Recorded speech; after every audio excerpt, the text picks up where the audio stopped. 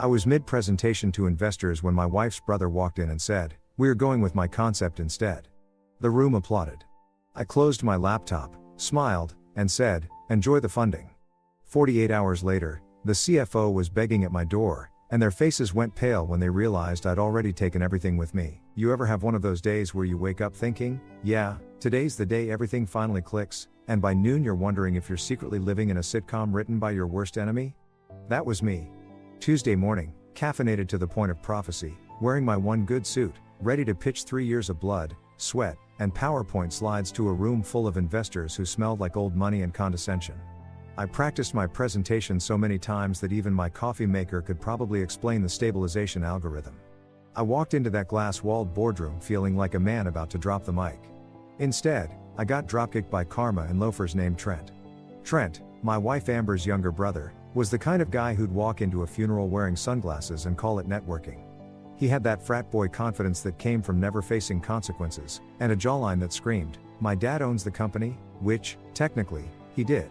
Richard, my father-in-law, CEO of Brightline Tech and walking embodiment of the Old Boys Club, had built the company from the ground up, only to let his golden boy son run it into the ground at a much higher altitude.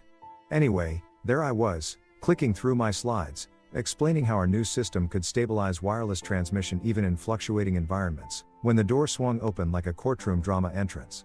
Trent strolled in, all swagger and hair gel, holding a latte and zero shame. "Sorry to interrupt, Mason," he said, voice dripping with entitlement. "We've decided to go with my concept instead." Now, when someone says something like that mid-presentation, your brain goes through stages. First is confusion, like maybe you misheard. Then comes anger, followed closely by that delightful cocktail of humiliation and disbelief that makes you wish the floor had a trapdoor. I stood there frozen for a second, staring at him, then at the investors, who were nodding like trained seals at SeaWorld. One of them, a guy with a Rolex that probably had its own zip code, even smiled and clapped. "Brilliant pivot, Trent," he said. "Pivot my ass." That man had just hijacked 3 years of my work with the finesse of a raccoon stealing fries. Amber was there, too, sitting near the end of the table, smiling, proud, supportive. But not of me. No, she was beaming at her brother, her eyes glistening like she'd just watched a rom-com ending. That hurt worse than the betrayal itself. She didn't even look guilty, just relieved, like someone who'd finally taken the training wheels off her family's favorite pet project. Me. I closed my laptop slowly, the sound echoing in that sterile boardroom like a mic dropped from hell. Everyone waited for me to blow up or make a scene, but I didn't give them the satisfaction. I forced a smile that felt like it might crack my face in half and said, "Enjoy the funding." Then I walked out, calm, cool, and dying inside. I could practically hear Trent whisper to someone, "Guess he's finally done." "Yeah, pal." But not in the way you think. The elevator ride down felt like descending into my own personal reboot episode. My reflection in the mirrored walls looked too calm for what I was feeling. Betrayed, embarrassed, furious. Pick one. I'd spent 3 years giving that company everything, from sleepless nights to missed anniversaries. And for what? To be replaced mid-sentence by a guy whose last big idea was to add emojis to the dashboard for user engagement. When I stepped out into the parking lot, the sun was bright and smug, like it was in on the joke. I sat in my car for a full minute, just gripping the steering wheel, wondering when exactly I'd become the disposable version of myself. People always talk about betrayal like it's a stab in the back. But honestly, it's more like being pickpocketed. You don't notice what's missing until you reach for it, your dignity, your respect, your wife's loyalty, and realize someone else walked off with it while you were too busy being polite. I drove home on autopilot, my brain replaying the scene over and over, rewriting it in ways where I had the perfect comeback. "Oh, you're going with Trent's concept? Great. Does it come with a free crash and burn guarantee?" Too late now. By the time I parked in front of our house, I'd already made peace with one fact: I wasn't just done with Brightline Tech. I was done being the family's punching bag. Amber was in the kitchen when I walked in, on the phone, probably bragging about her brother's genius. When she saw me, her face froze for a split second, surprise, maybe guilt, but then she smiled like nothing was wrong. "Hey, babe, you left early." "Yeah," I said, grabbing a beer from the fridge. "Got replaced mid-sentence." "Saves time, really?" Her smile faltered. "Oh, come on. Don't be dramatic. It's just business. Right?" I said, taking a long sip. "Just business. The family kind." She sighed, The way people do when they're trying to sound patient but really mean you're embarrassing me in my own kitchen. Mason, you're overreacting. Trent's concept just aligned better with the investor's direction. Trent's concept? I repeated. You mean my project with his name stapled on it? She crossed her arms. This attitude is exactly why Dad worries about you. You take things too personally. I laughed. Actually laughed. Yeah.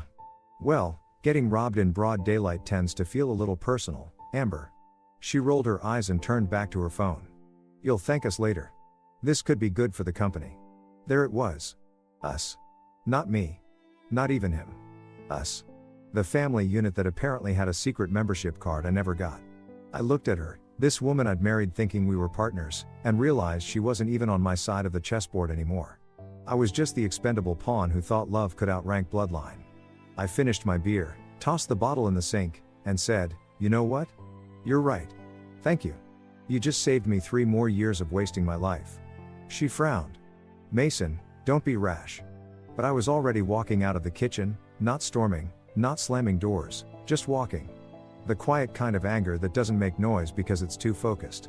I went straight to the study, pulled open the bottom drawer, and stared at the files I'd kept.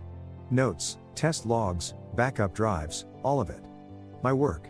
My real work. I smiled to myself. They could have the fake presentation, the investors' applause, and the empty headlines. I had the real formula, and that meant they'd come crawling back eventually. That night, I couldn't sleep. Every time I closed my eyes, I saw Trent's smug face, Amber's approving smile, Richard's calculating stare. The whole performance played on loop like a bad commercial. Around 3 a.m., I got up, made a pot of coffee strong enough to remove paint, and opened my laptop. I started a new document titled Project Iron Core, Independent Version.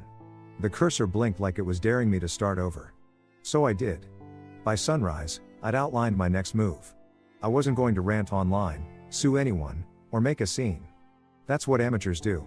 No, I was going to do what I did best, build something better, something they couldn't steal because they wouldn't understand it. Revenge wasn't about screaming louder. It was about smiling quieter. So yeah, that Tuesday started as the day I got replaced mid-sentence. But by Thursday, I'd already started writing the next chapter, one where the punchline was mine. And if Karma was listening, I was ready to make her proud. They say hindsight is 20/20, but in my case, it's more like 4K Ultra HD with surround sound and director's commentary. Looking back, the moment I accepted a family offer from Amber's dad, I basically handed him a leash and said, pull whenever you want, sir. I didn't see it then, of course. Back then, I thought I was stepping into opportunity.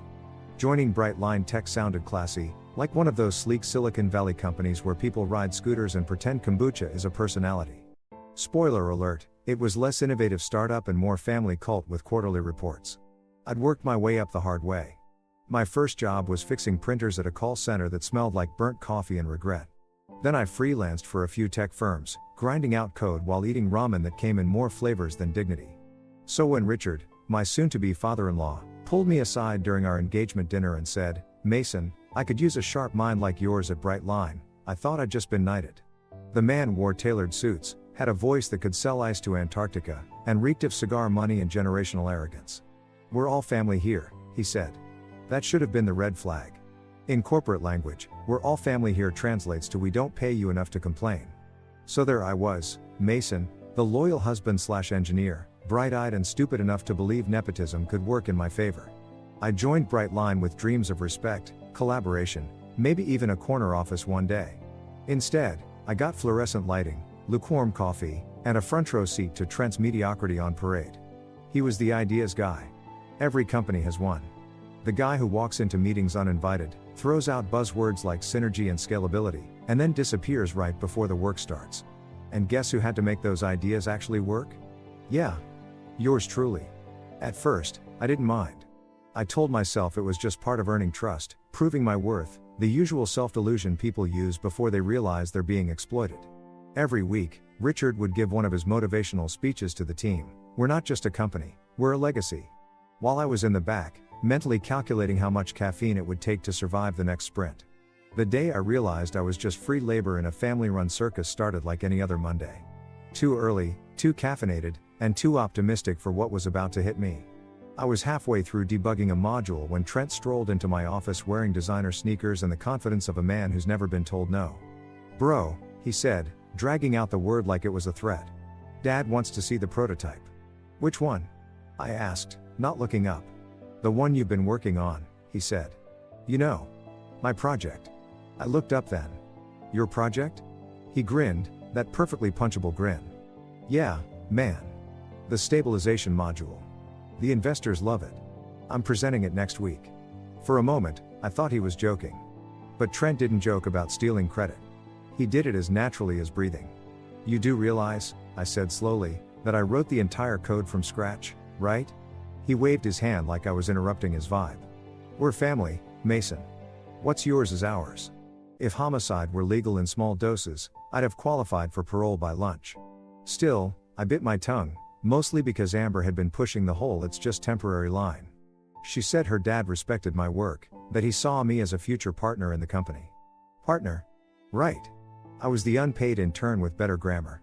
Her dad, Richard, was another piece of work. Imagine the monopoly man with a trust fund and a god complex. Every morning he'd walk through the office with his trademark smile, that kind of smug calm people get when they've never had to reheat leftovers. He'd stop by my desk sometimes, pat my shoulder, and say things like, "Mason, we're counting on you to keep us innovative." Translation: do all the work while I take the credit at the shareholder dinner. And don't even get me started on the company culture. Brightline was less like a team and more like a reality show. Trent's girlfriend, Lexi, ran social media. His cousin, Greg, was head of HR, despite thinking HR stood for hot receptionists. Even Amber worked there, technically in marketing, though her main role seemed to be defending Trent from accountability. I swear nepotism in that office had its own employee ID. Every time I tried to raise concerns, Richard would say, "You're overthinking it, Mason. We're all family." I'd nod like an idiot while imagining a future where I invented a time machine just to slap my past self for believing him. Then came the week before the big betrayal, the one that kicked off my villain origin story. We had a major presentation scheduled, a pitch to land investors for a product that could literally change the wireless industry. I'd been perfecting the design for months, running simulations until my laptop sounded like it was training for a marathon. I submitted everything on the internal server, thinking my name would, actually stay on it. Guess what? The following Monday, a new version appeared. Same work, same format, but now the header said Concept Lead, Trent Collins. The lights hummed overhead, and the whiteboard was covered in my notes, equations, formulas, outlines. In the quiet, I finally said it out loud: I'm the free labor. It was both depressing and liberating, like realizing your favorite restaurant has been giving you food poisoning for years. I packed up that night with one promise to myself: never again. The next time I walked into that building, I wouldn't be their pawn. I'd be the guy holding the whole board. And if that meant smiling through fake meetings, playing along with Richard's "we're all family" act, and letting Trent think he was the genius, fine. Let them dig their own hole.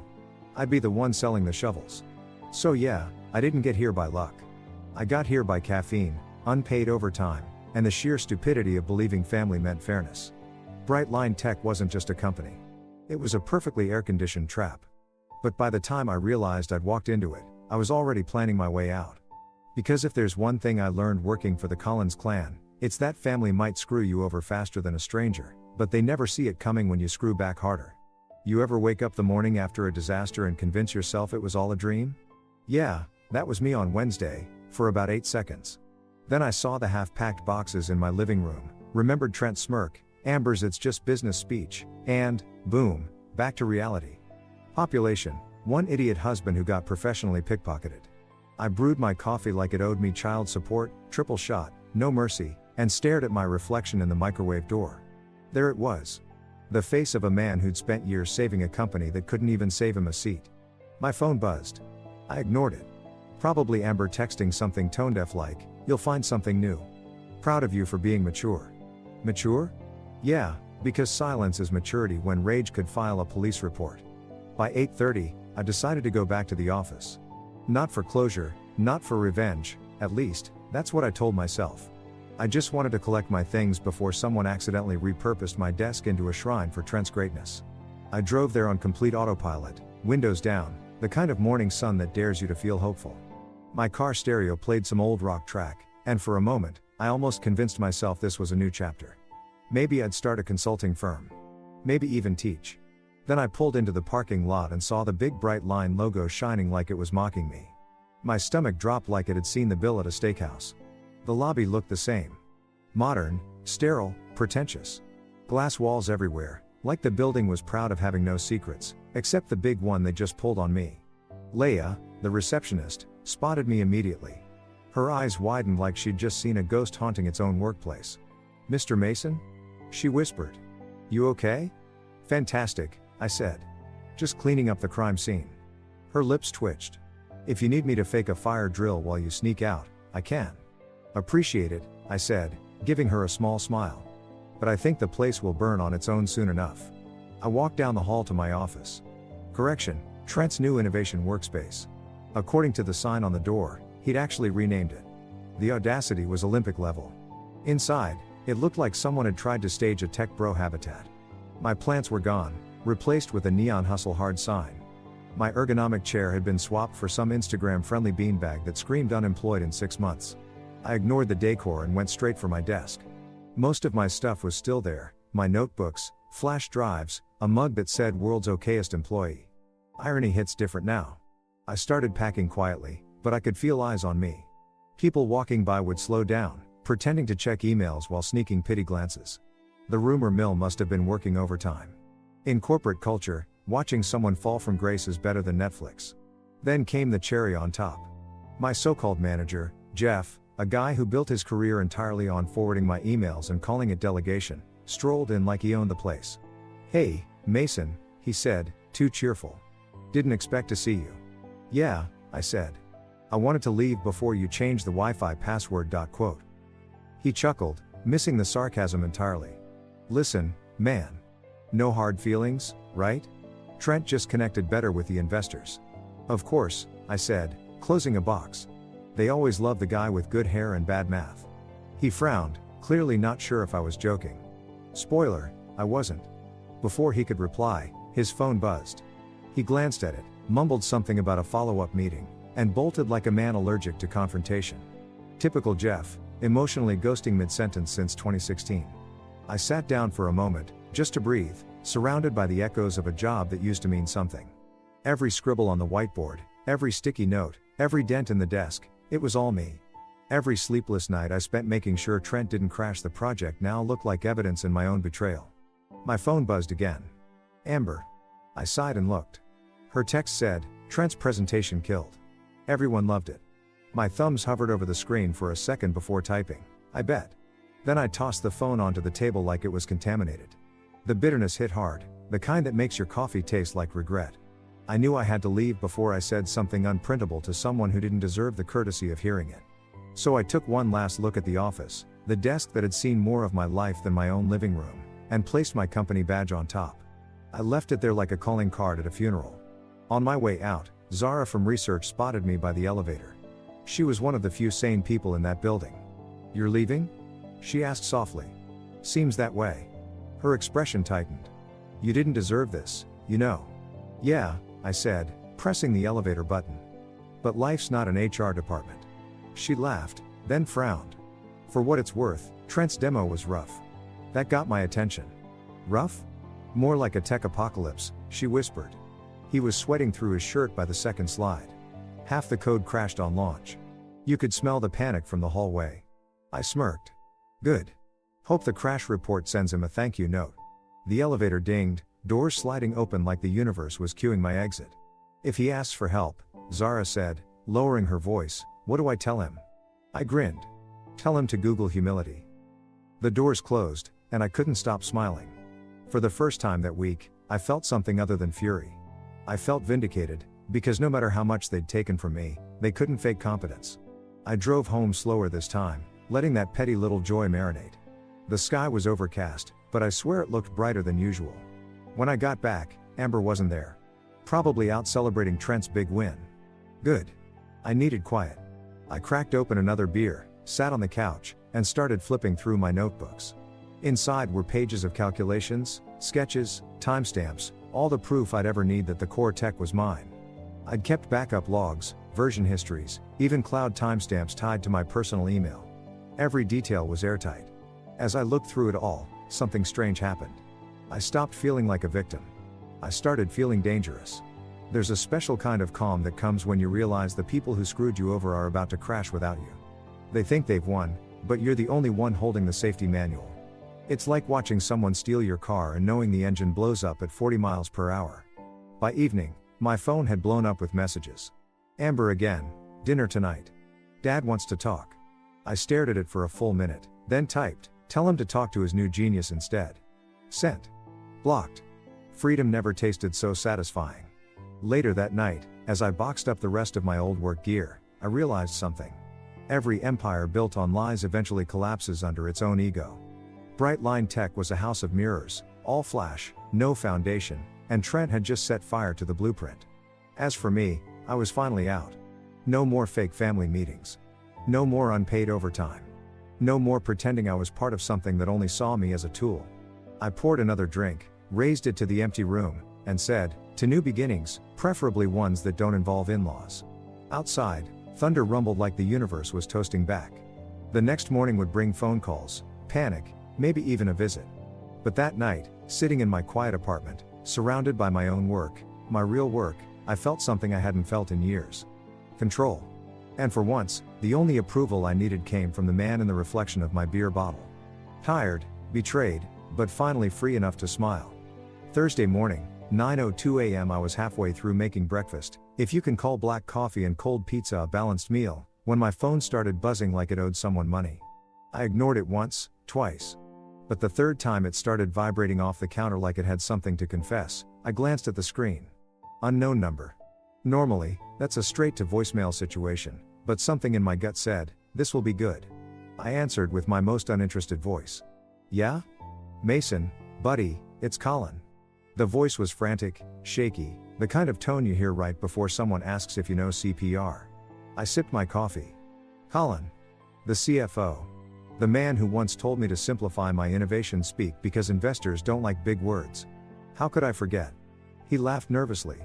Right. Ha ha. Listen, man. We've got a situation. I leaned against the counter. Oh, do tell. Did Trent run out of hair product or metaphors?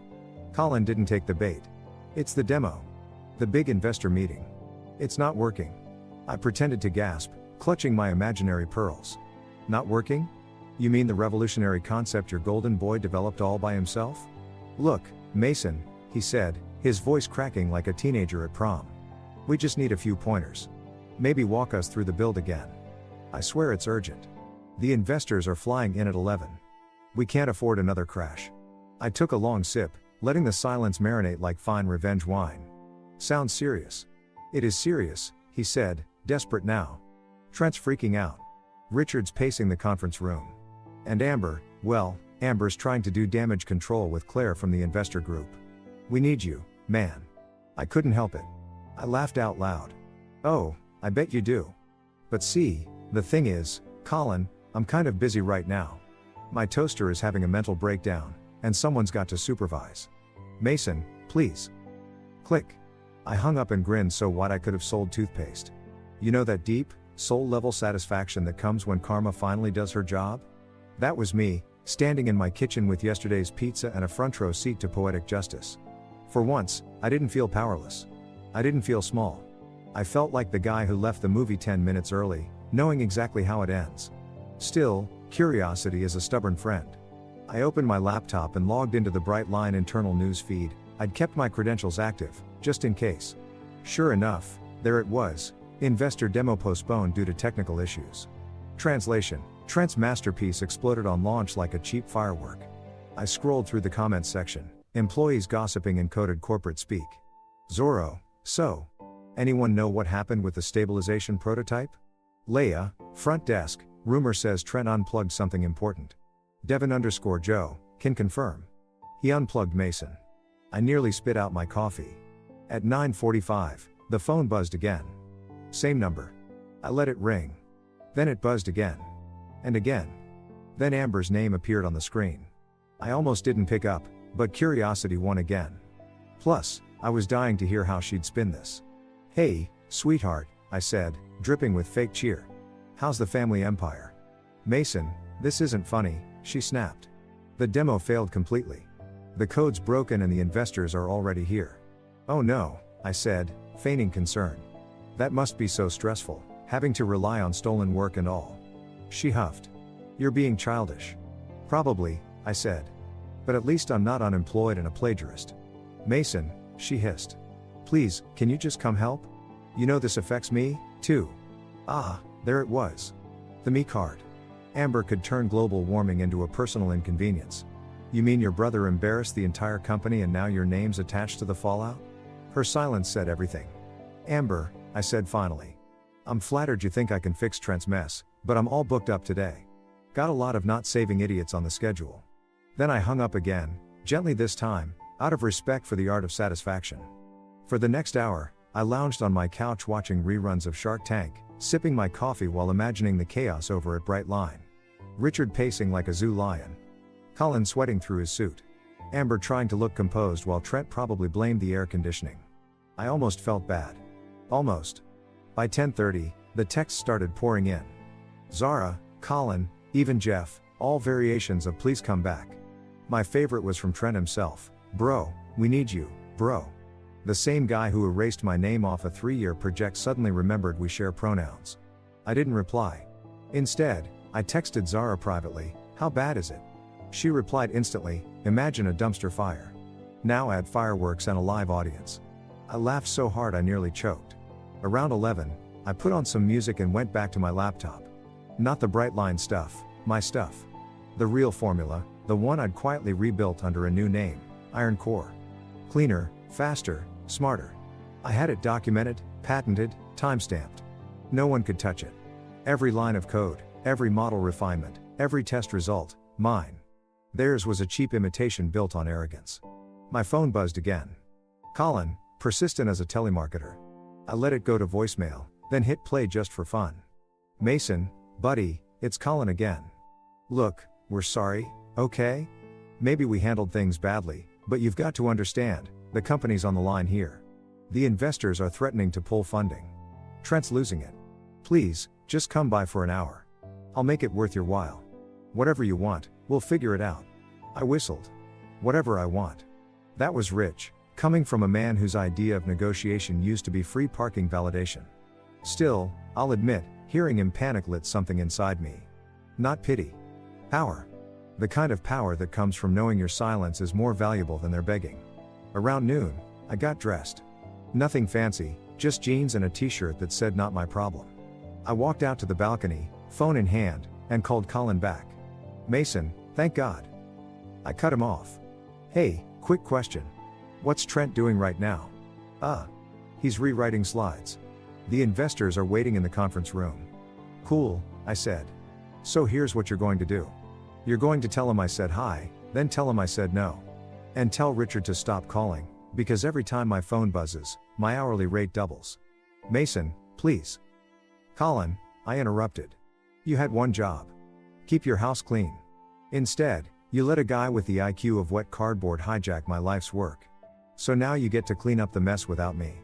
Mason, I'll pay. Oh, I know you will, I said, smirking. Just not me. Not anymore. Click. I turned off my phone and stared at the skyline. For the first time in a long time, I felt calm. Not the fake kind you practice in therapy, but the dangerous kind. The kind that comes when the people who wronged you finally realize they can't touch you anymore. My neighbor, an old guy named Ted, who smoked cigars and minded everyone's business, yelled from his balcony. You look too happy for someone on a work call. Retirement, I said. He laughed. Good for you, kid. Yeah. Retirement. From being everyone's fixer. From being taken for granted. From pretending I owed loyalty to people who'd sell me out for a LinkedIn post. By 2 p.m., I'd opened my email. Sitting there like a cherry on top was one from Bright Line's HR, formal notice, intellectual property rights inquiry. I laughed so hard I nearly fell out of my chair. They actually thought they could threaten me for taking what was already mine. I replied with a single line, don't worry. I didn't take anything. That's why you can't make it work. Then I attached a smiley face. Professionalism matters. And as I hit send, I realized something. Revenge wasn't always about destruction. Sometimes it was just about timing. The perfect moment when you choose not to save them. Because watching arrogance implode from a distance, that's the kind of therapy money can't buy. Phase 1 of Poetic Justice was officially complete. 2 hours after I told Colin to Google humility, I was sprawled on my couch, halfway through a rerun of Suits, enjoying the kind of peace only other people's chaos can bring.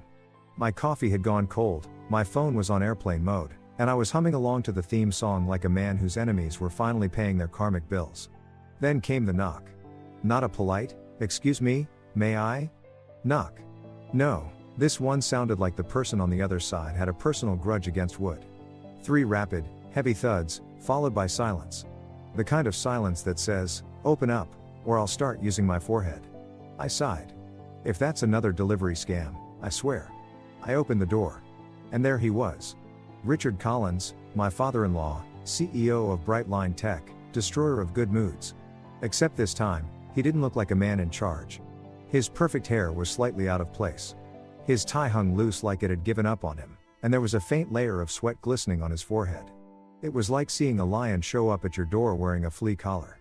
"Mason," he said, with the calm tone of a man pretending he didn't just spend the morning in corporate hell. "We need to talk." "Do we?" I asked, leaning against the doorframe. "Because last time we talked, you said, and I quote, 'This family doesn't tolerate emotional decisions in business.' Seems like karma heard you." He forced a smile, the kind people wear at funerals. "Look, son. Please don't," I said, holding up a hand. "You lost son privileges the moment your actual son stole my project." His jaw twitched. "Fine, Mason. I came here to make things right." I tilted my head. "Is that so? Or did your Golden Boys Science Fair project explode in front of investors?" His silence confirmed it. I stepped aside, gesturing toward the couch. "Come in. But wipe your shoes, sarcasm isn't the only thing I don't want on my floor." He hesitated, then entered, looking around like the apartment was foreign territory, which, to be fair, it probably was.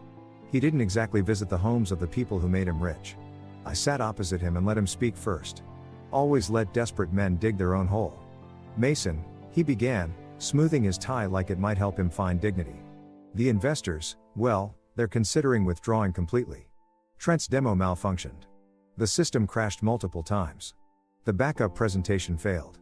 Colin nearly fainted. "Sounds like a normal Brightline meeting," I said. His eyes narrowed. "We can fix this. You can fix this." Ah, there it was. The compliment disguised as a command. I leaned back. "You're right. I can. But the better question is, why should I?" "Because," he said quickly, "this company is part of your legacy, too. Amber's legacy. Don't you want to protect what you helped build?" I laughed, loud, genuine, the kind that fills the room and makes the other person realize they've lost control of the conversation. "Richard, the only thing I built there was unpaid overtime and trust issues." His composure cracked for a moment. "You're being unreasonable." "Unreasonable?" I repeated. "That's rich, coming from a man who let his son plagiarize me in front of a live audience." He sighed heavily. "Mason, we both know Trent made mistakes. But he's still family, and family deserves second chances." "Ah," I said, raising a finger. "But I'm family, too, right? Or did that membership expire when I stopped being useful?" He went quiet. Then finally, he said the words I'd been waiting for. "What will it take to bring you back?" There it was, the sound of desperation dressed in diplomacy. I let it sit in the air for a moment. "Name your terms," he said, leaning forward now, voice almost pleading. "Salary, position, recognition, whatever it is, we can make it work." I smiled slowly. "Okay. First term, Trent publicly admits he has the IQ of wet cardboard." His face froze. "Be serious." "I am," I said. "Because that's what it'll take to balance the scales. Until then, I'm just watching this corporate car crash from a lawn chair." "Mason," he said, his tone sharpening. "This isn't a joke. People's jobs are on the line. And whose fault is that?" I shot back. "I spent years being told to stay in my lane. And now you want me to take the wheel because Trent can't drive without hitting a wall?" He exhaled through his nose, clearly fighting back the urge to say something regrettable. "You're making a mistake. You can't take company research with you. Everything you built at Brightline belongs to Brightline." I grinned, slow and deliberate. "Don't worry. I didn't take anything. That's why you can't make it work." He blinked. Once. Twice. The realization landed like a brick. "You didn't," he said quietly. "Oh, I did," I replied. "Just not for you." He stood up then, straightening his jacket as if that would restore the authority he'd just lost. You're playing a dangerous game, Mason. Then it's about time you learned how to lose, I said. For a second, I thought he might actually explode, the kind of silent rage where a vein pops and you start re-evaluating your life choices. Instead, he just nodded stiffly. You'll regret this. I shrugged. Maybe. But at least I'll enjoy the view from this side of regret. He walked toward the door, but before leaving, he turned back. Amber won't forgive you for this. I smiled. Funny, she never forgave me for being smarter than her brother, either. Door closed. End of meeting. I stood there for a moment, staring at the spot where Richard had just stood, the great CEO of Brightline, reduced to a desperate salesman trying to buy back confidence. I almost felt sorry for him. Almost. But then I remembered all the times he'd called me emotional when I challenged him in meetings, or the way he patted Trent on the back for stealing my lines, and that sympathy evaporated faster than his company's market confidence. I sat back down, cracked open a soda, and turned on some jazz.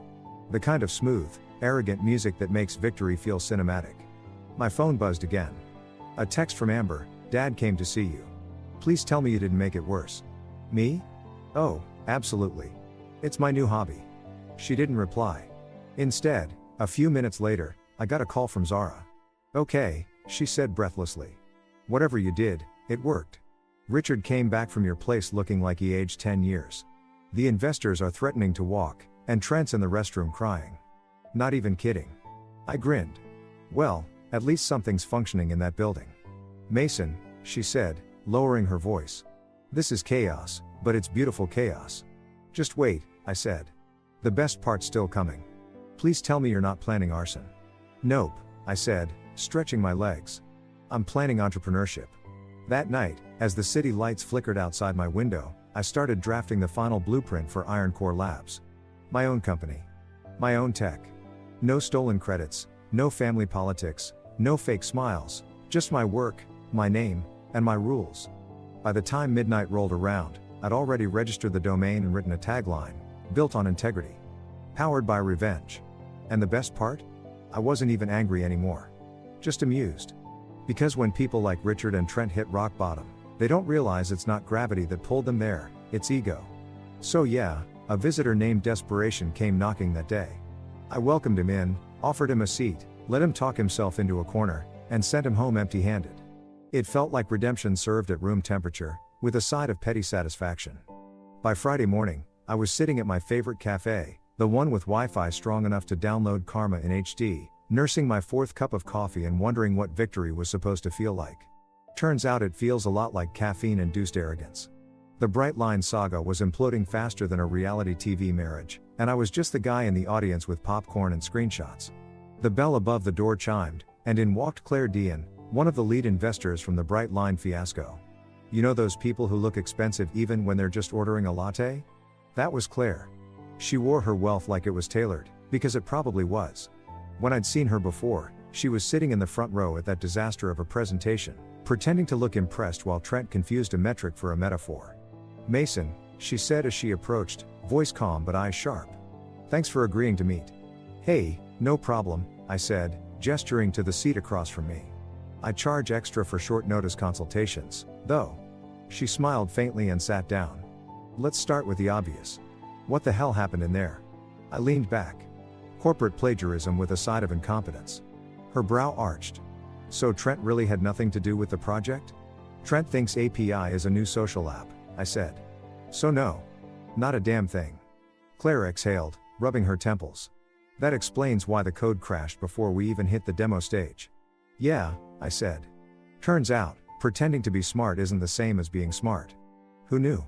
She stared at me for a long moment, then leaned in slightly. Can you prove it?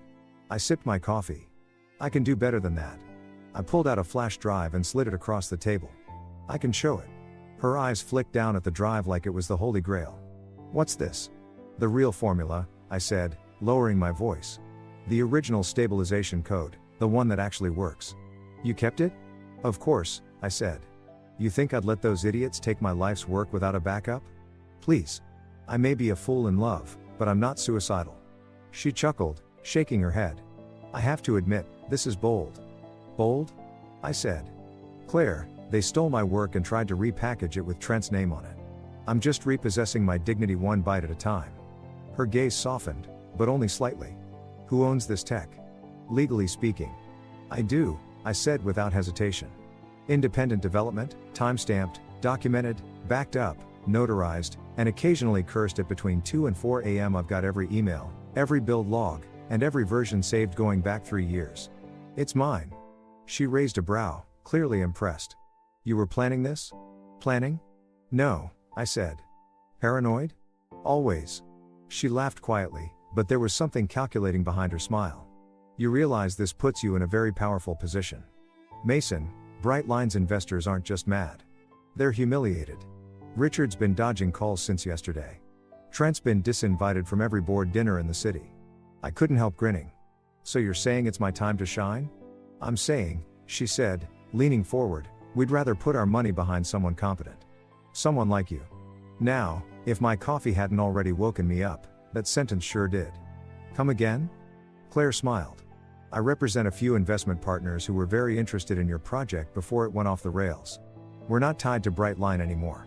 We want the real deal, the functioning product. The working version. You. I stared at her, trying not to look too smug. You're offering to back me directly. She nodded. If you can demonstrate that what you have actually works, yes. I took a long breath, pretending to think while internally screaming, holy hell, this is happening. You'll have your demo, I said. But I'm not stepping foot in Brightline again. Good, she said, smiling. We'd rather you didn't. You'll present independently. Fresh name, clean slate. I already have one, I said, fishing a sleek black business card from my pocket and sliding it to her. Iron Core Labs, LLC. Officially registered yesterday. Her eyebrows shot up. You work fast. I smirked. Petty men are efficient. She laughed again, shaking her head. Send me a full presentation deck by tomorrow. If it checks out, we'll set up a meeting Monday morning. Done, I said, shaking her hand. And don't worry, this one won't crash halfway through. As she left, I watched her slide into a black car that probably cost more than my apartment complex. For a moment, I just sat there, letting it sink in. My so-called downfall had just flipped into a comeback. Trent stole my project. Richard buried my reputation. Amber stood by watching. And somehow, all of that had led me here, in a cafe, being courted by the very people they'd tried to impress. I couldn't resist sending a quick text to Zara. Guess who just got investor backing for Iron Core Labs? Her reply, holy hell. Are you serious? Serious as a heart attack at a barbecue. She sent 10 fire emojis and a please hire me. I laughed. Maybe I would. That afternoon, I holed up in my apartment, music blasting, laptop open, a fresh file titled Iron Core _investor deck _prk.pptx. Within hours, I had the whole presentation built. Polished slides, live demo video, clean graphs, the works. Every click felt like rewriting history. Halfway through the process, my phone buzzed. Amber again. I ignored it the first time. And the second. Finally, curiosity won. I opened the message. Heard you met with Claire. What are you doing, Mason? Don't make this worse. I laughed so loud I scared my neighbor's cat through the wall. Worse? Oh, sweetheart. This was worse for her family.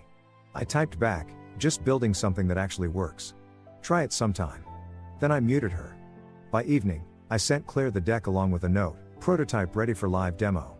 No fireworks, no plagiarism. Minutes later, she replied, Monday, 9 a.m. downtown. Don't be late. I closed my laptop, sat back, and let out a long breath.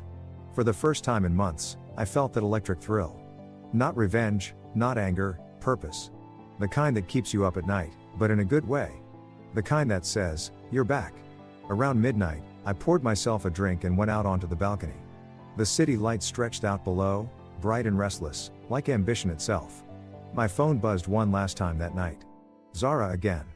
Just heard Richard yelling in the office. Something about betrayal from within. Colin looks like he's aged 10 years. Trent's hiding in the break room. It's beautiful chaos. I grinned at the message, took a sip, and whispered, and it's only just begun. That night, as I shut off the lights, I caught my reflection in the window. Tired, sure, but smiling. The kind of smile that comes from surviving the storm and realizing you're the thunder now. By Friday morning, Brightline Tech was trending for all the wrong reasons. My phone lit up like a Christmas tree with notifications, news alerts, texts, and even a meme someone made of Trent with the caption, when you copy your homework but forget to change the name. Beautiful. Absolutely beautiful. I was still in bed, half under the blanket, holding a cup of coffee like it was an Oscar, scrolling through the chaos when Zara texted me. Trent blames the software. Richard just broke his golf mug. Amber's crying in HR. I couldn't help it. I started laughing so hard I spilled half my coffee on the sheets. Worth it. Brightline's downfall was happening in real time. And I didn't even need popcorn, I was full on caffeine and petty satisfaction.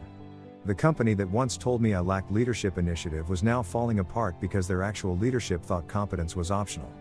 By 10, Colin had tried calling 5 times. I ignored every single one. Let the man sweat. Let him earn his panic. Around the 6th attempt, I finally picked up, mostly because I wanted to hear how bad it really was. Mason, he practically yelled. Buddy, we need to talk. Still busy supervising my toaster's recovery, I said, cutting him off. Make it quick. He sighed, defeated already. It's bad, man. Investors pulled half their commitment. The demo crash went viral. Someone leaked part of the meeting recording online. Someone? I asked, raising an eyebrow even though he couldn't see it. You mean the entire internet? He ignored that. Richard's furious. Trent's threatening to resign. Wow, I interrupted. You mean he's finally volunteering to do something useful? Mason, this isn't funny, he groaned. We're sinking. Yeah, I said. Karma's got good aim. He went quiet. I could almost hear him staring at the wall, questioning his life choices. You really won't come back? Colin, I said, smiling into the phone. The Titanic already hit the iceberg.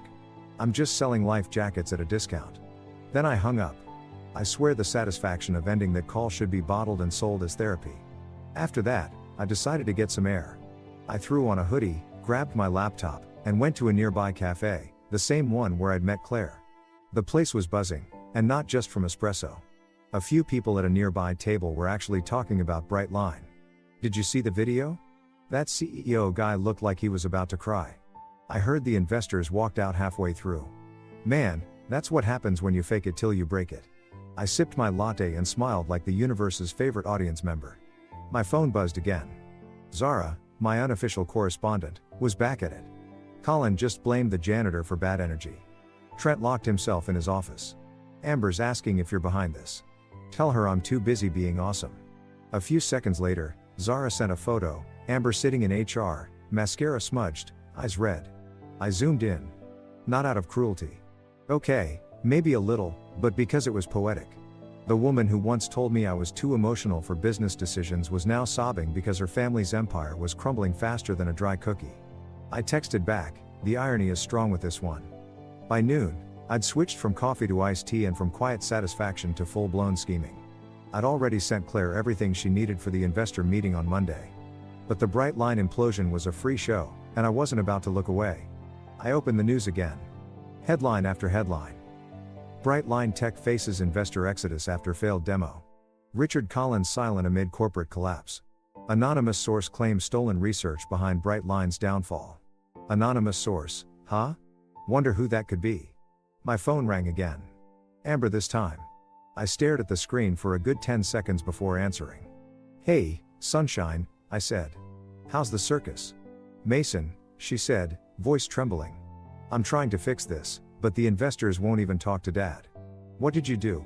I smiled. Nothing illegal, if that's what you're asking. Mason, this is serious. Our reputation is ruined. Our? I interrupted. Amber, when your brother stole my work, it became your family's problem. I'm just enjoying the rerun. Please, she said, voice breaking. Can't you just help them? They'll make it right. I leaned back, taking another slow sip. I did help, Amber. For 3 years. They didn't want my help then. Now they can enjoy the sequel. She was silent for a long time. Finally, she said, you're cruel. No, I said softly. I'm consistent. Then I hung up again. God, that was becoming my favorite part of the day. Around 2 p.m., Zara sent another update. Trent tried to demo again to prove himself. It froze on the first slide. Colin threw a pen at him. What a time to be alive. Also, Amber's packing up her desk. I blinked at that last one. Amber quitting? That was new. Why? I asked. She said something about not watching her family embarrass itself anymore. Then she started crying again. I didn't reply to that one. Not because I didn't care, okay, fine, maybe a little, but because it hit me how far things had gone. I'd spent years trying to earn respect from people who thought nepotism was a leadership trait. And now, watching them implode without me, I realized I never needed them. The funny thing about revenge, it doesn't feel like revenge when it's deserved. It feels like symmetry. By evening, Brightline's PR department had released a statement, some robotic nonsense about technical complications and ongoing reviews. The internet wasn't buying it. Twitter was roasting them alive. One user posted, "Brightline Tech, now featuring 100% more downtime." Another wrote, "Should have invested in Mason instead." I took a screenshot of that one and set it as my lock screen. Then, as if the day wasn't already perfect, Zara called me. "Okay, listen," she said, her voice breathless. "They're panicking. Like, DEFCON 1 levels of panic. Richard's yelling at Colin. Colin's yelling at everyone. HR is hiding. It's total chaos. I'm going to need you to record that," I said. She laughed. "You're enjoying this way too much." "Zara," I said, smiling, "I've earned this joy. I deserve an Emmy for surviving that company." She snorted. "You really did. Anyway, word is Richard's going to try and call you tonight." "Oh, he already did," I said. Door-to-door delivery of desperation. There was a pause. "You didn't agree to help him, right?" "Please," I said. "You think I'd give up front row tickets to my own redemption arc?" "Just checking," she said, laughing. "Because honestly, I'm rooting for you. Always have been." "Good," I said. "You'll be getting a better job offer soon." When I hung up, I realized something strange. I wasn't angry anymore. The bitterness that used to live in my chest had burned itself out, replaced by a calm sort of clarity. I didn't need to destroy Brightline. They were doing that perfectly fine on their own. All I had to do was exist, and succeed. That night, I poured a glass of whiskey, sat on my balcony, and watched the city lights blur into a quiet glow. Somewhere downtown, I imagined Richard sitting in his glass office, wondering where it all went wrong. Somewhere else, Trent was probably trying to code his way out of failure with Google open and tears in his eyes. And Amber, maybe she was finally realizing that loyalty to the wrong people is just another form of self-sabotage. As for me, I had Iron Core Labs and a meeting on Monday that would make everything official. The empire I'd once bled for was melting, and I hadn't lifted a finger. And damn, it looked beautiful in the flames. By Monday morning, I looked like the kind of man who'd finally slept through the apocalypse. Fresh shave, pressed shirt, and the kind of quiet grin that says, "Some people burn bridges. I build new highways." My presentation for Iron Core Labs was loaded, rehearsed, and about to hit the same crowd that had once applauded Trent like he'd reinvented physics. I walked into the downtown glass tower office Claire had booked. Panoramic view of the skyline, sunlight bouncing off every reflective surface like the universe itself had RSVP'd. The receptionist, polished and polite, asked for my name. "Mason Reed," I said, adjusting my tie. "Founder and CEO, Iron Core Labs." Her eyes flicked up in recognition. "Oh, you're that Mason." I grinned. "The one and only. Don't worry. I'm friendlier than my headlines." Inside the conference room sat the same investors who'd once clapped for Trent. Silver-haired men in designer suits. 2 women with tablets out like weapons. And Claire at the head, cool as ever. Except this time, the atmosphere was different. No Richard, no Trent. Just opportunity, caffeine, and payback. Claire gestured. "Gentlemen, this is the man who actually built what you thought you were buying." "Pleasure," I said, setting up my laptop. "Let's skip the buzzwords. Here's what actually works." When the demo began, I didn't just show slides. I showed results. Live data streams. Real-time simulation. The stabilization module flickered on screen, running smoother than a politician dodging questions. The investors leaned forward like kids watching fireworks. "So," I said, pacing slowly. "Unlike the other version, also known as the Titanic, this system doesn't crash when you look at it funny. It self-adjusts using predictive modulation. No freezing, no lag, and definitely no tears in the restroom." The room chuckled. Claire hid a smile behind her coffee cup. One of the men, a billionaire type with a tie that probably had a trust fund, asked, "So you're telling us this is the original tech Brightline tried to sell?" "Not quite," I said. "This is the improved version, built from the same foundation, except this time, the builder actually knows what he's doing." Laughter rippled through the room. Claire gave me a subtle nod. The "you nailed it" kind. I kept the demo rolling. The live system handled every stress test I threw at it. Not a single glitch. By the end, even the skeptical ones looked impressed. One woman whispered, "Flawless." Claire leaned back. "So, Mason, what are you asking for?" I clicked to the next slide. Clean, bold letters, Iron Core Labs, independent. Secure. Scalable. "I'm asking," I said, "for you to invest in innovation that's not built on nepotism. I don't need their old company. I don't need their approval. What I need are partners who value results over family trees." Applause. Real, genuine applause, not the fake we're networking kind. Claire smiled wider than I'd ever seen her. "Well," she said, "I think we found our new lead innovator." The contracts came out next, thick, crisp, and gloriously official. I signed each page with the same satisfaction you get when unsubscribing from an ex's Netflix account. After the meeting, Claire pulled me aside. "That was brilliant." I shrugged. 3 years of forced humility will do that to a guy. She laughed. "How does it feel?" "Like justice with a caffeine buzz," I said. "You ever see someone get fired in slow motion? Because that's what's about to happen to Brightline." She tilted her head. "What do you mean?" I pulled out my phone and showed her an email I'd just received. "Breaking news, Brightline Tech halts operations pending audit." She blinked. "You leaked something, didn't you?" "Who, me?" I said innocently. "I just reminded a few reporters that the revolutionary demo was stolen intellectual property. They did the rest." Claire smirked. "You're dangerous." "Only when provoked," I said.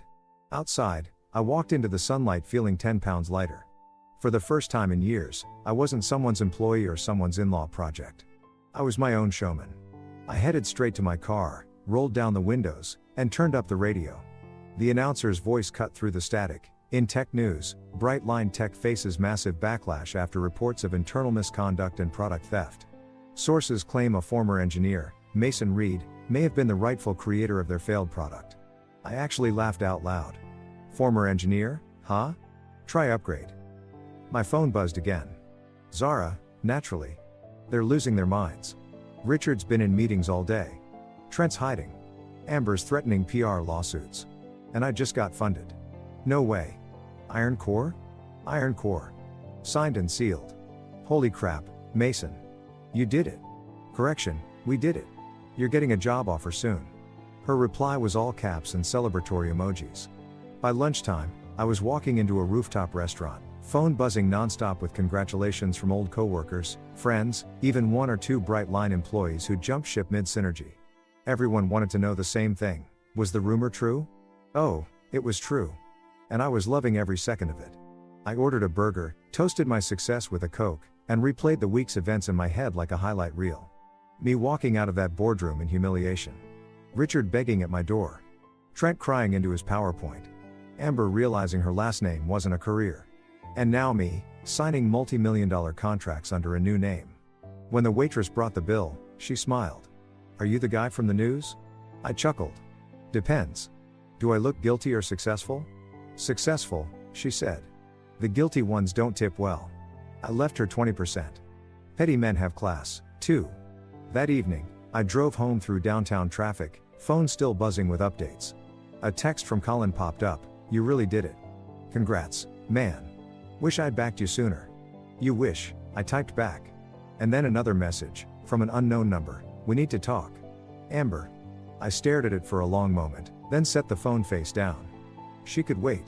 I had better company now, success, vindication, and the faint sound of karma breakdancing in the distance. At home, I poured myself a drink, opened my laptop, and checked the new Iron Core Labs email account. Dozens of inquiries already, potential hires, partnership offers, press interviews. I smiled. This was how it should have been all along.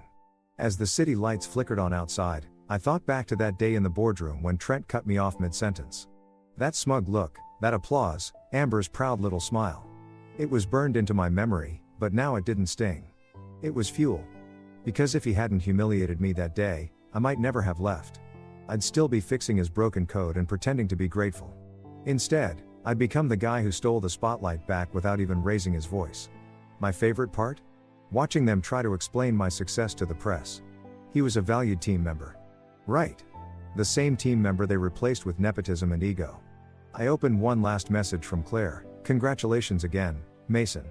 Investors are thrilled. Also, Brightline reached out. They want to meet." I said no, I laughed so loud my neighbor's dog barked. That night, sitting by my window, city glowing like a promise, I realized something simple but powerful. Revenge doesn't always come with fire and fury. Sometimes it comes with contracts, applause, and the quiet click of a pen signing your name where theirs used to be. I'd returned, not with vengeance, but with proof. Proof that I was the real showman all along. And as far as comebacks go, mine deserved a standing ovation. It was late, somewhere between reasonable bedtime and emotional damage o'clock, when the knock came. I'd just finished sending the final payroll setup for Iron Core Labs, officially becoming the boss I used to dream about having. The apartment was quiet, jazz playing low in the background, a single lamp on. My drink sat untouched, because honestly, victory was intoxicating enough. Then came that knock. 3 soft taps, then 2 louder ones. Hesitant but desperate. You can always tell when guilt's the one knocking, it doesn't have rhythm. I sighed, muting the music. If that's the landlord asking for rent early again, I swear. I opened the door. Trent. He looked nothing like the smug, cologne-drenched ideas man who'd stolen my project and strutted around boardrooms like he invented oxygen. His hair was messy, his shirt wrinkled, and there were dark circles under his eyes big enough to hold regret. He stood there clutching his phone, trembling slightly. "You ruined me," he said, voice low, like he was scared of the truth echoing. I leaned on the doorframe. "No, Trent. You ruined you. I just turned on the lights." He flinched. "You don't get it, Mason. It's finished. Bright lines gone. Dad's yelling at clouds. Or maybe drafting another inspirational email about family teamwork," I interrupted. "Don't," he snapped. "Don't mock me." "Oh, trust me," I said. "This is me being merciful. The real mockery would have had slides." He groaned and dragged a hand through his hair. "I didn't mean for it to go this far. I just wanted to prove I could do something on my own." I raised an eyebrow. "By stealing something that wasn't yours? Interesting brand of independence." "Mason, please," he said, eyes darting around like maybe the neighbors were watching. "You've got your new company, your big win. You don't need to destroy us." I folded my arms. "Trent, the only thing I destroyed was the illusion that you knew what you were doing." He looked at me then, really looked at me, like he was seeing a different version of me for the first time. "You think you're the hero in this?" I smiled faintly. "No. Heroes forgive. I build empires out of ruins." For a second, he looked like he wanted to swing at me. But the arrogance had drained out of him. Instead, he just exhaled shakily. "Amber blames you for everything." I nodded. "Yeah. She texted, said I humiliated her family. I told her, technically, you did that. I just provided the popcorn." His jaw clenched. "You're enjoying this." "You're damn right I am," I said. "Do you know how many nights I stayed up fixing your garbage code while you were out drinking on daddy's dime? How many times I swallowed my pride so you wouldn't look incompetent in front of investors? You humiliated me in front of a room full of people, Trent. I walked out with nothing. So yeah, forgive me if I find this poetic." He stared at the floor. For once, he didn't have a comeback. "Dad's been trying to call you," he muttered. "I bet he wants to make you an offer. Tell him my rates doubled after I stopped caring." He looked up, frustration flickering behind the exhaustion. "Mason, what do you want from us?" I shrugged. "Nothing. That's the point. I don't want your company, your money, or your name attached to mine.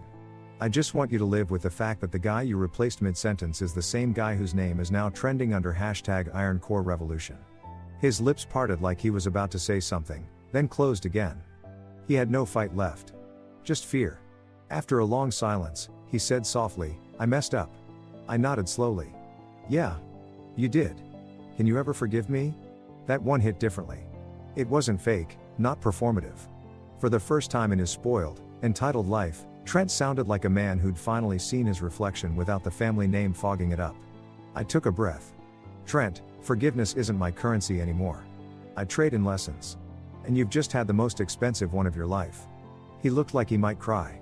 I wasn't about to offer tissues. Some lessons need salt water. He nodded quietly, stepping back. "Good luck, Mason." "Already got it," I said, and shut the door. The click of the lock echoed like punctuation. Full stop. End of chapter. I stood there for a moment, letting the quiet settle. The funny thing about closure is it doesn't come with fireworks. It comes with silence, the kind that tells you there's nothing left to prove. I poured myself a drink and walked to the window. The city lights looked different now. Less like a battlefield, more like a blank canvas. My phone buzzed again. Amber. I almost ignored it, but curiosity is a stubborn little demon. You humiliated my family. Your brother did that, I typed back. I just built a better product. A pause. Then, we're over, Mason. You've made that clear. Good. I needed the reminder. I didn't block her. Not this time. She wasn't worth the energy it took to hate her anymore. I turned off my phone and sat on the couch, feeling something new. Peace. The kind that comes when you finally stop arguing with people who refuse to understand. But peace didn't mean passivity. I had work to do. Big work. Iron Core Labs wasn't just a rebound project. It was the future, the kind of company that valued brains over bloodlines. I opened my laptop again.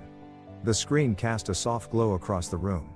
On my homepage, investor confirmations, signed contracts, early product interest. It was happening. Everything Brightline pretended to be, Iron Core was becoming, for real. Still, curiosity tugged at me. I opened the news. Headline: Brightline Tech officially declares bankruptcy following investor exodus.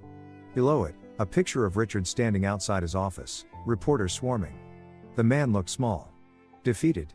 The caption read: a company once valued at $400 million now under investigation for mismanagement and IP theft. I took a sip of my drink. Guess the universe handles audits, too. Scrolling further, I found another headline: former Brightline engineer launches Iron Core Labs, attracts record funding. And just like that, there it was, side by side. Their failure. My rise. The poetic symmetry was almost cinematic. I leaned back and let out a deep laugh. One that came from somewhere real, the kind that feels like an exhale after holding your breath for too many years. A knock startled me again, lighter this time. I half expected Trent to return with more apologies, but when I opened the door, it was a courier holding an envelope. Delivery for Mr. Reed, he said. I signed, thanked him, and closed the door. Inside the envelope, because the universe loves drama, was a legal notice. Brightline's lawyers, cease and desist regarding the Iron Core prototype. I laughed so hard I had to sit down. They were really trying this again. I grabbed a pen and scrawled my response across the first page in bold marker. Already patented. Already funded. Already yours to figure out. Sincerely, the guy you underestimated. I snapped a photo of it and emailed it to Richard's office. Then I poured another drink, raised it toward the ceiling, and said quietly, to poetic justice. Somewhere downtown, Brightline's last lights were flickering out. And here I was, alive, unbothered, thriving. The knock of defeat had come to my door tonight, wearing the face of a man who once stole my voice. And I answered it, not with anger, but with a smile. Because this time, I didn't need revenge. I was the revenge. 48 hours. That's how long it took for everything to come full circle. 48 hours ago, I was the guy everyone at Brightline whispered about in pity, the poor bastard who got replaced mid-sentence by his wife's brother. Today, I was on the cover of TechFront Weekly, holding a cup of coffee like it was a trophy, under a headline that read, Iron Core Labs, the Phoenix startup that rose from corporate ashes. If poetic justice were a flavor, I'd be licking the spoon. The article was brutal, for them. The journalist didn't pull punches. The first paragraph compared Brightline's collapse to a family-run theme park catching fire while the owners argued over who forgot to feed the lions. I almost framed that line. I was sitting in my apartment, which now doubled as Iron Core HQ, surrounded by empty coffee mugs and the faint hum of the city outside. My inbox was overflowing. Investors, reporters, people who used to ignore me at networking events now suddenly wanted a quick call to discuss potential synergies. Translation: we didn't believe in you when it mattered, but now that you're winning, can we breathe near your success? My phone buzzed. Colin again. I picked it up this time, purely for entertainment value. Mason, he said, voice cracking. Please tell me you've seen the news. Oh, I've seen it, I said, spinning lazily in my chair. It's my new favorite bedtime story.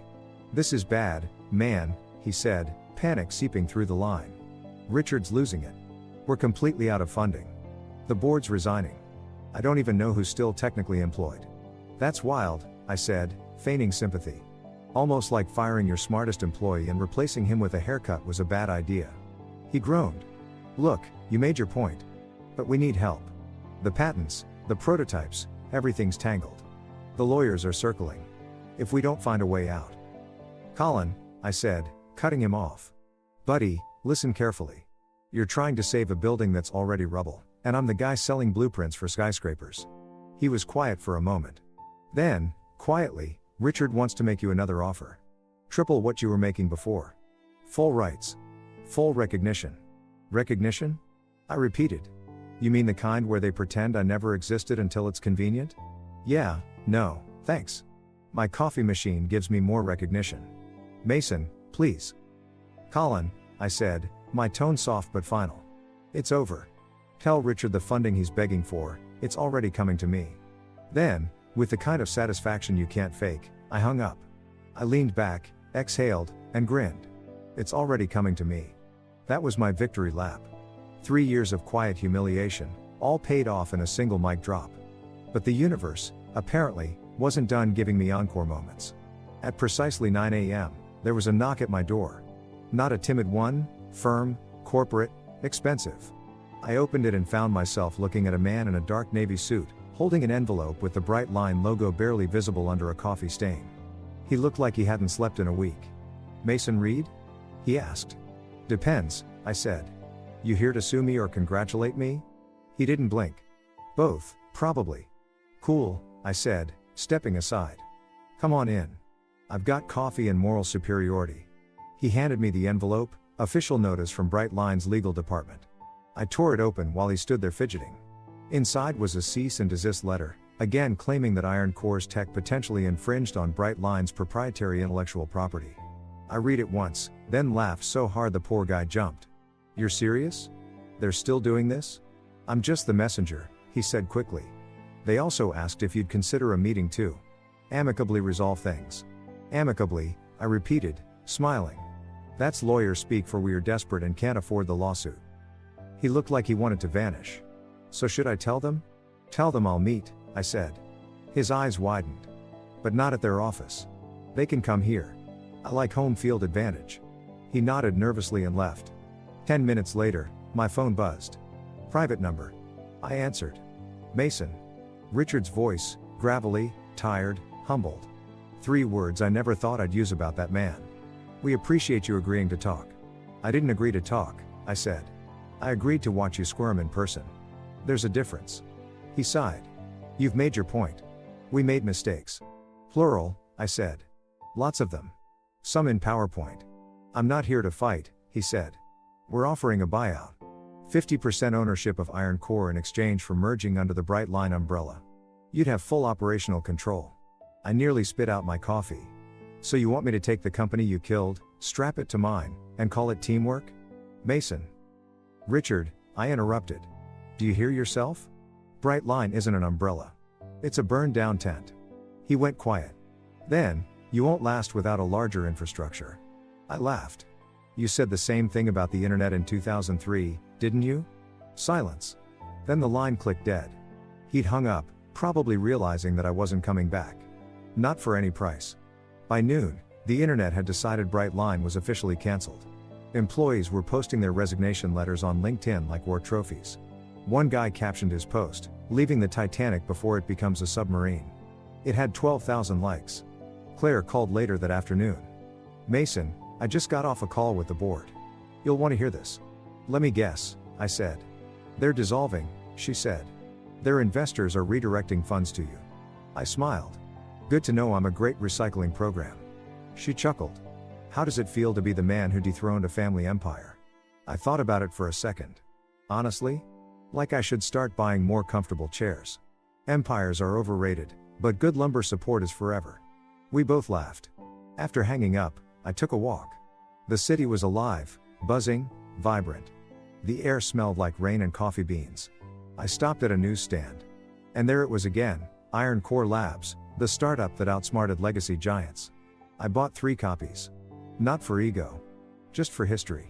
As I crossed the street, my phone buzzed again. A text from Amber. You won. I stared at the words for a moment, feeling nothing. No, I typed. I just stopped losing. She didn't reply. I didn't expect her to.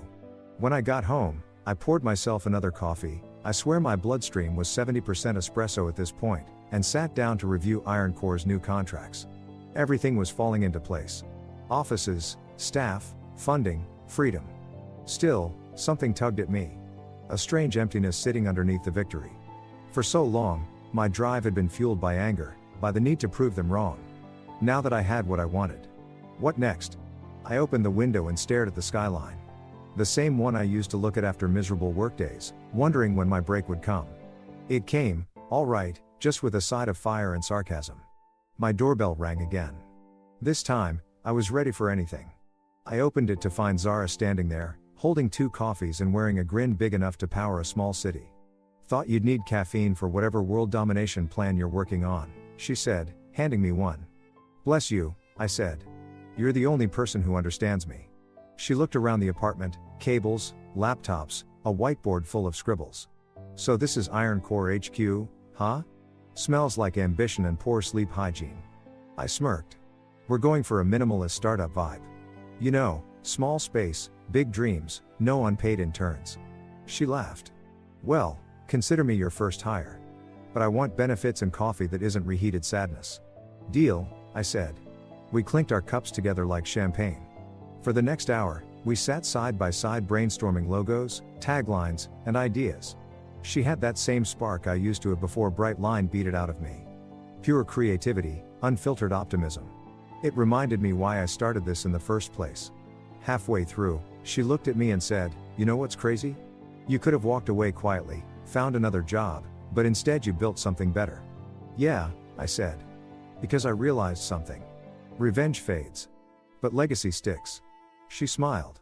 "You think they'll ever recover? Brightline?" I said, leaning back. "Not unless they start selling cautionary tale subscriptions." We laughed again. And for the first time, it didn't feel like laughter born from bitterness. It was real. As evening settled, Zara left with a promise to come back tomorrow. I sat alone again, but this time, the silence didn't feel empty. It felt earned. My phone buzzed one last time that night. A notification from an online news feed. Breaking: former Brightline CEO Richard Collins resigns amid investigation. Below it, a picture of him stepping into a car, face pale, expression hollow. The man who once told me I'd never understand leadership was now learning humility in real time. I took a sip of my coffee and whispered, "Lesson complete." Then I glanced around the room, the whiteboard, the laptop, the coffee mug that said "World's Most Stolen Genius." It wasn't just about revenge anymore. It was about evolution. About taking everything they tried to use against me and turning it into momentum.